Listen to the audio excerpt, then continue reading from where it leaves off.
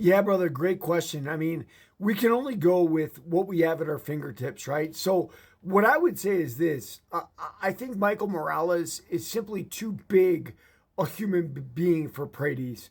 And the other thing I think is that Prates has less efficiency in the grappling area, right? Like Morales' parents were both judoka, right? He grew up doing judo, and now kind of in the Daniel Cormier methodology, he doesn't need to grapple. He just knocks you out, right? Or Daniel Cormier wasn't really a knockout guy, but he was a good kickboxer for a little midget. I mean, I saw Daniel Cormier up in Dragon House, which was the local San Francisco show, still is, I think.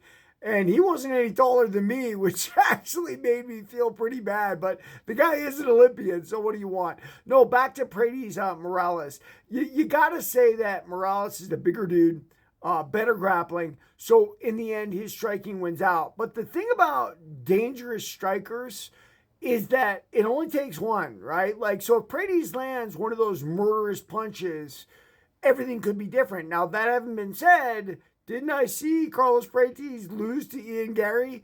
And isn't Ian Gary a long striker in the manner of a Michael Morales? And in fact, I think Ian Gary's probably got a little less power than Michael Morales, right? So, all being said, it probably should have been an easier fight for Prates, and it wasn't an easy fight at all, right? He lost that fight on points, like hands down.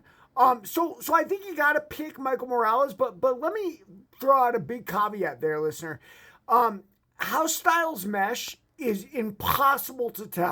I had a MMA trainer. He's my first MMA coach, actually, right? I had been a kickboxer, a karate wrestler, everything, but I got out of prison and I was boxing around and stuff. I said, I got to learn MMA. And my first coach was a guy named Javier McKay. Now, Javi had a very similar background to me. He was a striker and he was a boxer and a kickboxer. So I probably should have taken more of a grappling coach. But either way, Javi was a great guy. And Javi used to beat me up. He'd dissect me because he's a very smart fighter. He's like, okay, let me dissect this guy. But I'll tell you something else. We both sparred Joe Gamina, who was like a boxing pro heavyweight in the San Francisco Bay Area. Javi didn't do so good. I kicked Gamina's butt.